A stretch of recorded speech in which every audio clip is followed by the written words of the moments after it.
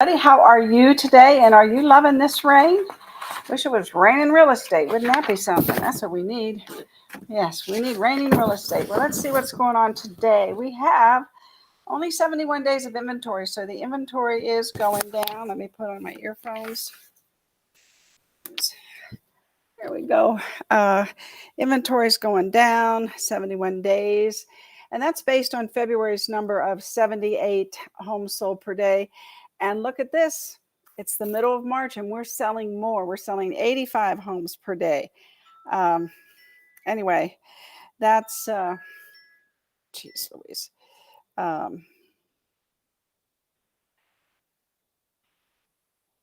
me just tell this gal, I'll call her real estate broker, mom, whatever. Here we go. Yeah, and interestingly, the $1 million home stats are going up. They're up at 2.77, which is almost 2.8 homes per day in the million plus category. That's interesting. People with money have the money, obviously. We were up at 4.2 by the end of last year. And we started out this year in the low twos, and now we're heading up to 3 per day. So we'll watch that closely and see what happens. And like I said, we're selling 85 homes per day. That's a lot better than February and January. And those two have pulled the average down to 72. However, I think 85 is a good number. I think we'll probably end up there or more by the end of the month. And why do I say that? Well, because the inventory is going down. Yeah, the inventory is going down. We listed 22 single family homes yesterday that were 425,000 or less.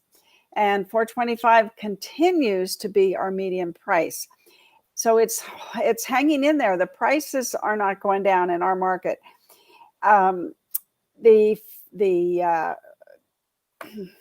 The feds are saying that they have got to get housing prices down so it can be more affordable.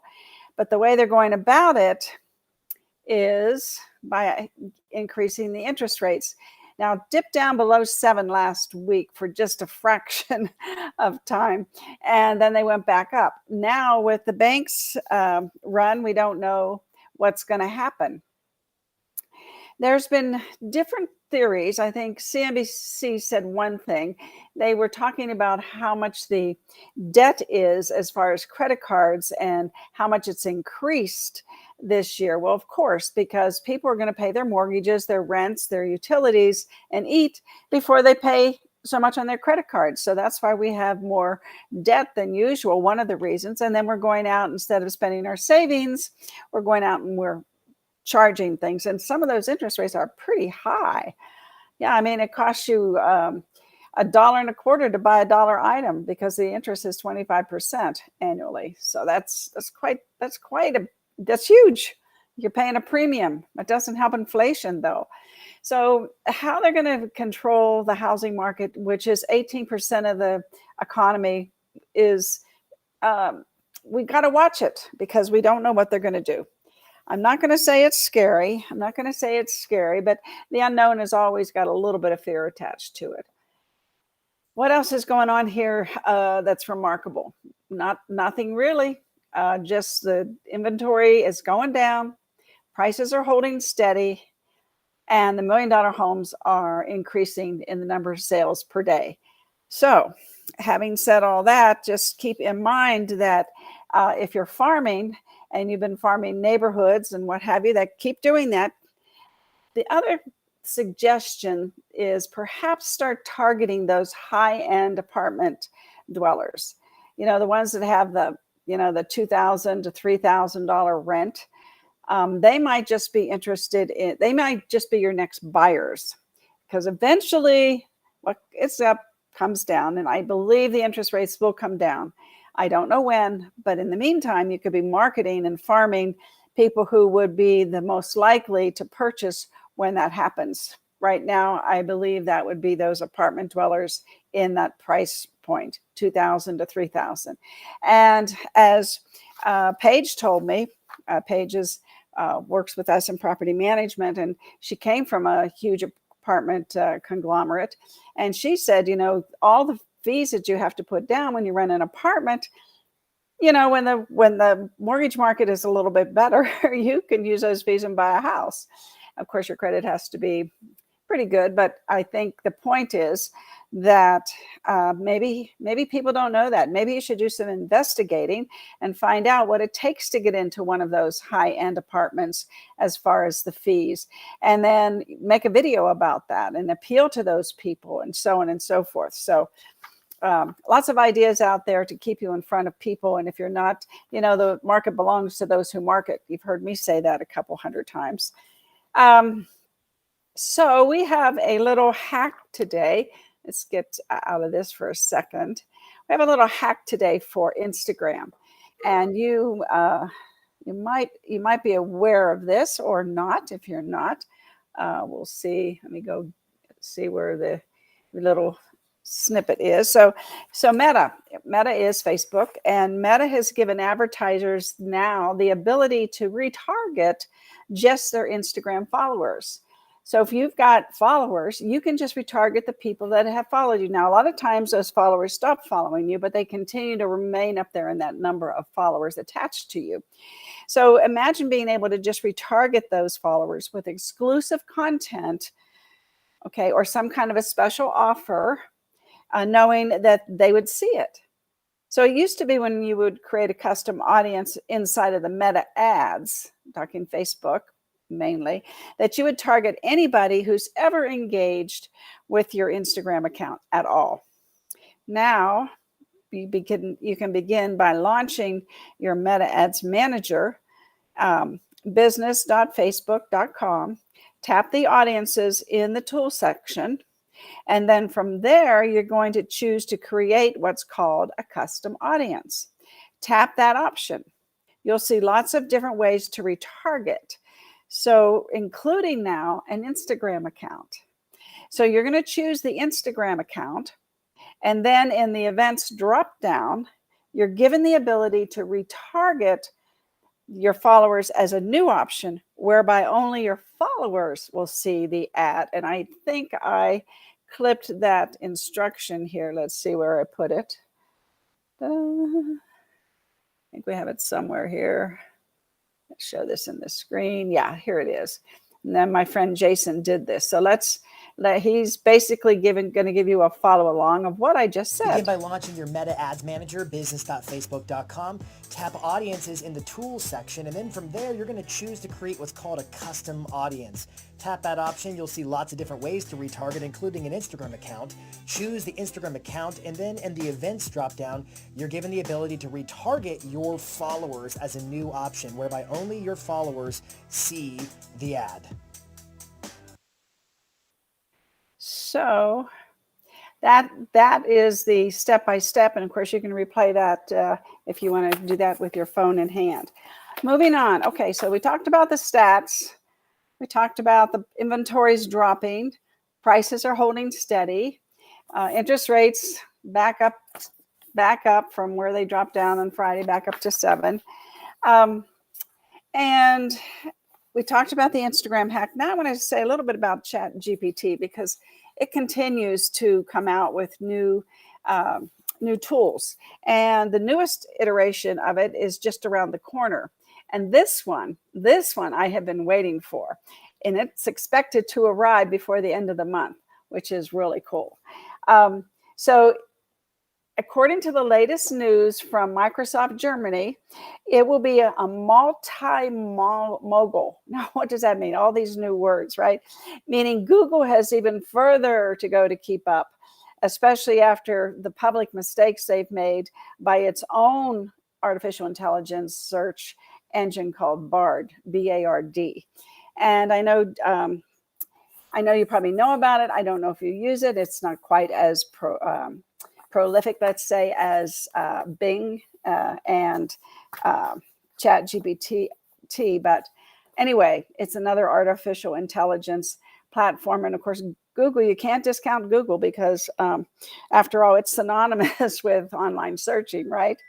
So It's worth noting, I'm going to read from what I just printed out here, that multimodal functionality doesn't guarantee accuracy.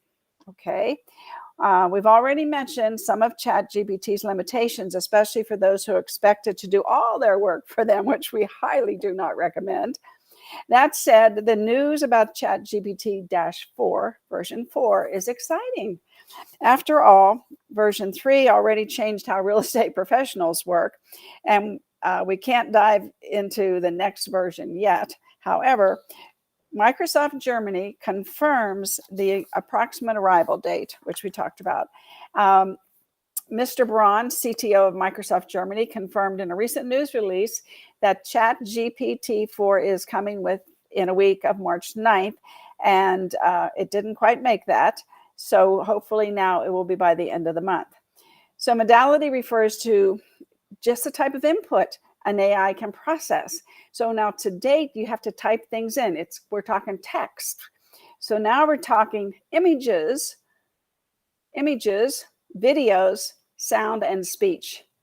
So I love that. If you do a video and let's say you're practicing. I was telling Jenny the other day, she's going to get her YouTube channel. And I said, put it on private every day, do something, maybe do the same thing, maybe take this and see if you can't recant it to a buyer or seller. And do that every day or a couple times a day. Critique yourself till you get better.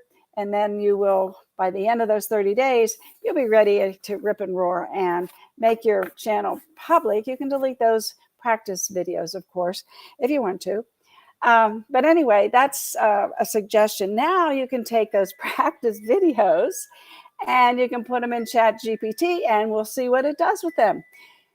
I already know that there's an app that you can use that will remove your ums and your ands, things that we continue to say, even though we know we shouldn't. And it will remove those. There's an app out there that will do that. I believe it's called, what's it called? Let's see if I have it here. It's Wistia. Wistia is has got a lot of advanced video options, but it came out with, I don't see it. I don't see what it is.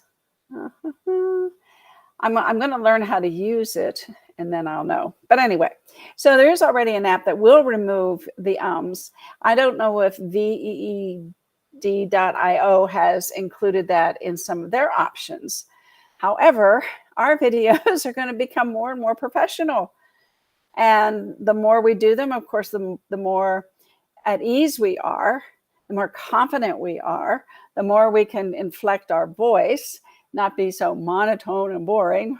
Okay, you got to get over that. You got to smile. You got to stand confident. All those things go into doing a good presentation and also a good video. But I digress a little bit. So what else do they say here in this article? What they explained that the multimodal generally means that those modalities could include what we just said. The report didn't say whether ChatGPT specifically will be able to function with all four of the previously mentioned modalities. So we'll see. But videos is going to be, I think, the biggest hit and probably the one that they'll roll out first, I would think. We'll see. They explained that it's all about what can potentially do, like translating text into images or even into music or video. Wow. So they can take what you write and create a video or create a podcast for you. Voice, create the text and then let it go. Now I know that there are some other, like Wistia, I was just saying that. I know that it can do some things like that. I know that Veed.io can add accents to what you say. So there's a lot of tools out there. Once you get comfortable with video, once you're doing it, and once people know who you are and you have some following, then you can play around and do some fun things with it.